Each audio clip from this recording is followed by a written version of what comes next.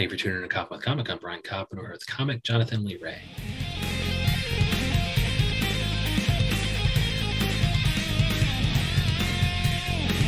Jonathan Lee-Rey, how the hell are you? Doing great. Thank you so much for having me. Oh, so great to have you on. We follow you everywhere. You are Jonathan. Well, you're John. You're John the Ray. Yeah. Nice. Got to do a nice little pun there. John the Ray. Yeah. On all the social medias. Don't get it confused. Yeah, Jonathan Lee-Rey is actually at John the Ray at both Twitter and Instagram, but also jonathanleeray.com. Was johntheray.com taken? I never looked. I think, I want to make it a little bit less confusing when people are trying to search for my actual name on websites and such. Yes. And real quick, it says you were based in Chicago, but you spent some time in New York, including the Bronx. That's correct. Born and raised right around there. So, born in the Bronx, raised in Yonkers. What's Chicago like for you? Comparatively. Definitely less. Yeah, it's colder. Definitely less people. I think like the energy is definitely Midwestern, just in the sense of in New York, people are very will tell you how they feel to their face. You know what I'm saying? It's very like, how someone feels about you. Where in Midwestern culture, and especially here in Chicago, people are a little bit more kinder to your face, talk crap about you behind your back, Okay. And is that true of the comedy communities? Like, were you in the comedy community in New York or not really? Yes, I was as well. It's a great question. No, I think the energies are somewhat similar. I think if anything, though, New York is a little bit more gatekeepy. I don't know how things have been now because, there's been a huge reshuffling of all the comedy theaters, but I guess like the way that I always felt about it was like in New York, I felt like I had to really earn my spot. And that was definitely self-imposed. Like no one ever said that to me, but it definitely felt like there were like rings of achievement I had to pass before I had like the privilege of like talking to certain performers and such in the scene. Where in Chicago, I never really felt that energy. Like I could talk to someone on main stage or ETC of Second City, or there really wasn't a level of like you need to like be someone to talk to these people. And in fact, generally people are like happier to speak to things. And once again, I do think people in New York are also very happy to talk to and stuff like that. But I think just the energy that I had felt, especially just starting up, was like, oh, these people will not give me the time of day unless I am something to them. Well, yeah, I mean, and if you're a scenester, chances are it's because you just didn't get as far as you wanted to, and this is the only pride that you have. Gatekeeping is the only thing that you can do at that point. But I noticed, some of the bigger comedians that I interviewed, who were not, they've gotten, well, I guess they were pretty big when I interviewed them, but they got even bigger since. But John Marco Cerezi and Maddie Smith, like those people are just fucking approachable because you just need to get on every show to see if your stuff's funny. And so I think the pandemic kind of opened that up a little bit because, there's just, reshuffling, not only to online, but outdoor stuff that, they're doing shows in Central Park and shit. And so what did you do during the pandemic? Were you in Chicago? How did you handle it comedy wise? So you learned sailing. You were like, I learned, fuck COVID, fuck land.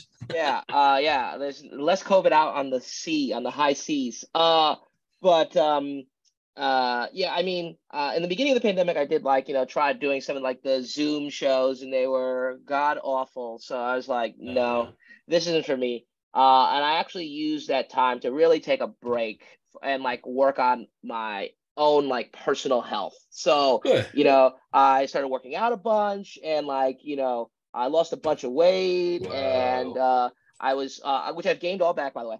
I've done it all the time. I've lost I've lost 50 to 80 pounds on maybe 5 occasions. And let me tell you, the only thing I want to do when I get to the bottom is just start eating again and get it all back. And not to blame this person because I'm very happy, but it was something at the time I wasn't dating anyone. I was single, taking care of myself. And then I started dating someone who was like, well, I guess I got my, I reached my goal, which was be attractive enough now and fit enough that I've found someone, and now that they have gotten to know me and my personality, working out every day is not as important. And are you still with that person, or? I am. Oh, good. And so so you just let yourself go. Like, first of all, she was like, I need to put some weight on Jonathan so that he's less attractive to other people. But then you're like, I'm just going to keep on going with this shit. Exactly. But yeah, so I just really because I think pre-pandemic I really was like in the grind. You know what I'm saying? Like I was doing 3 shows a night and staying up and for audiences with 4 people and but this is the hustle, you know what I'm saying? This is the grind. And I think the pandemic really, I mean, we're still in it, but it really helped me reevaluate and be like, oh, why am I doing this to myself? I tried. Yeah, I mean, yeah. So I mean, well, sorry to interrupt, but we'll stay on this topic because it's interesting. But the whole you're in the hustle grind, 3 shows a night for 4 people. Is that wrong? I mean, is comedy is hustling good to the extent that it only it introduces you to fellow people in the scene, like other people at your level, so that you can start up your own show, exchange stage time to have more people, stuff like that? Is the hustle necessary to the extent that you're meeting people rather than working on material? It's yes and no to a point, right? I think at a certain point, you meet everyone who you're going to meet or the people that you work closely with. You'll find your tribe, so to speak, But at a certain point too, at least on the improv sketch world kind of things, you're doing all these shows and you're making these connections, but you're not really getting paid for any of this stuff, And at a certain point, it's there will always be another show, and maybe sleeping and taking care of yourself is good, And I think sometimes it's oh, but this person's doing this show, and I don't want to be behind and blah blah blah. But at the end of the day, it's oh, I want to take care of myself. Good. You found that chance to recharge can also reduce the creative. You can also get the creative juices back.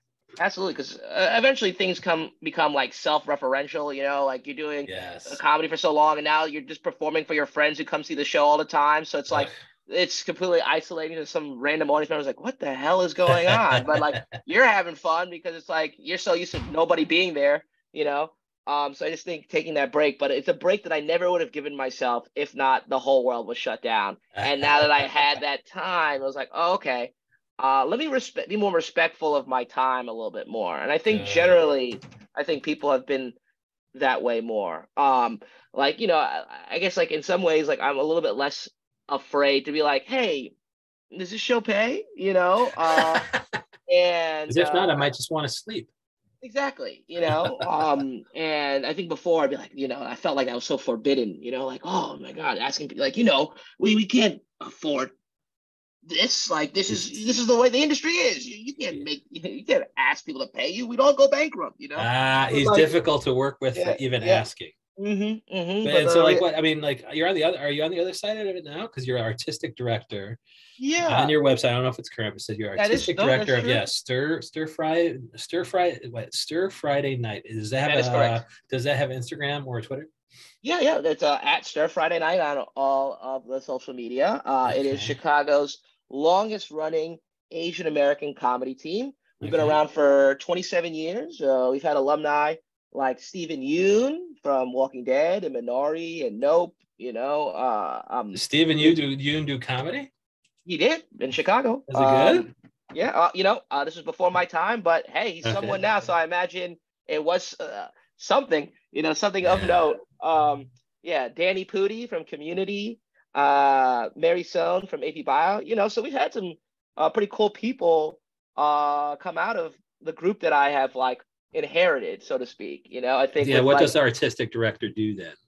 So the way that we have structured the group is we have an artistic director and we have an executive director. And the artistic director focuses more on the creative vision for Stir Friday Night. So kind of what the style of shows we're going to be doing, how we're going to organize the group to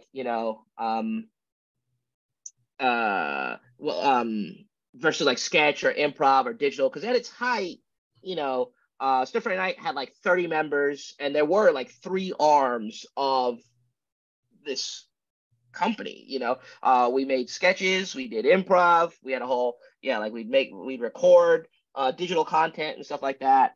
But with the pandemic and people moving to LA, Stir Friday Night got very small, aggressively small, and I stepped in to the role kind of where the group is on low power mode, so to speak, and I'm trying to bring us back a little bit more to our glory days, where at its height, Stir Friday Night was traveling all the time to like different places and getting paid to do shows. Mm-hmm. And I think, for the longest time, I've kind of been waiting for some of the more established institutions to allow me to do that.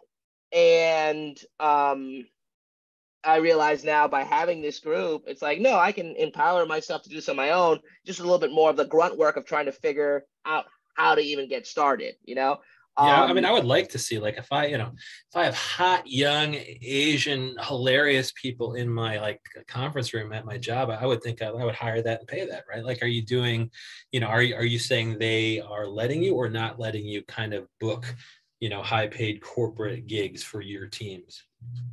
I'm not saying so much about like the companies and stuff like that themselves, but I think more so in the sense that it's in this community there really aren't a lot of opportunities for an improv or sketch comedian to like get paid, right? Okay. I think like the pre-established method is you perform at IO or Annoyance and get through the class of Second City, get through generals or whatever, and then you become someone of note, a performer at Second City, and then they start paying you to like tour, get on ETC or main stage, understudy, and now you're like a working comedian. You know what I'm saying? After you first paid for the classes, not been paid, and then finally been paid after you kind of tour around. Absolutely.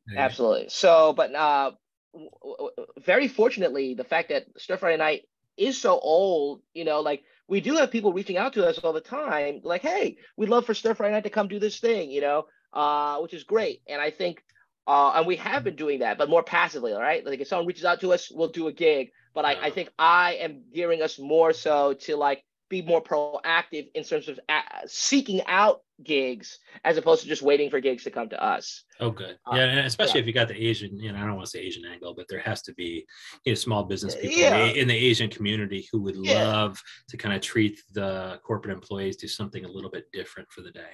Right. Just a very the Asian point of view, which not like I think there has been a more of a resurgence now, and just in terms of media and entertainment that people are looking for, diverse voices. Yeah. But to have an all AAPI ensemble is like definitely a benefit, and plus that many groups can't say that they have, and especially they can't say they've had the longest one. Yeah, and especially if they've been sharing the stage with some greats, the fact that you're bringing in some, some big name talent over time just shows that these people who've worked with those people are just, they're at that level where they're ready to kind of go out there and get paid to, perform for people who are actually, we're happy to see you guys because we're doing corporate drudgery every day and we just want to see, a burst of energy come in the conference room. So real quick, give me the 5-second sailing version. We were going to talk about saying today, we never did. We're cutting short, but give me the 5-second sailing version. How good are you? How hard was it, and are you going to stick with it? Is it on Lake Michigan? It's on Lake Michigan, yes. This became shout out unemployment, paid for my sailing classes because I wasn't spending it on anything else. Okay. I certified through all my classes, became a skipper, did the longest sail I've ever did, was 42 nautical miles all the way to Peoria. I wouldn't say I'm good enough to sail by myself. But I am starting to feel confident in the water, and it's definitely been like a highlight of my last 2 summers, and I can't wait to learn how to do it some more. Can you get to Peoria? How the fuck do you get to Peoria from Chicago? Lake Michigan goes all the way up there. Yeah. I guess I don't even know where Peoria is. You said up there. Is Peoria north of there? Yeah, it's north. It's like near the Chicago Botanical Garden, if that is helpful. Okay. Yes. Yeah. Wow. Well, that's just we're gonna stay tuned to all this stuff. We're gonna stay tuned at jonathanleeray.com. Mhm. But on socials, the important thing to remember is John the Ray, which is hilarious. But also Stir Friday Night, which is the longest running Asian American. You said AAPI. Was that Asian American Pacific Islander? That's correct. Okay, the longest running thing, and so he's got the biggest stars. And so your next show is it every Friday? Yeah, we have one more show this run at the IO Theater, Fridays at 8 p.m. Dude, that is any big names coming, or do we have to just kind of stay tuned? There might I be guess you drop got to ins. stay tuned. You never know. You never know who's going to be there. Perfect. Jonathan Lee-Rey, thank you so much for coming on. Thank you so much, Brian.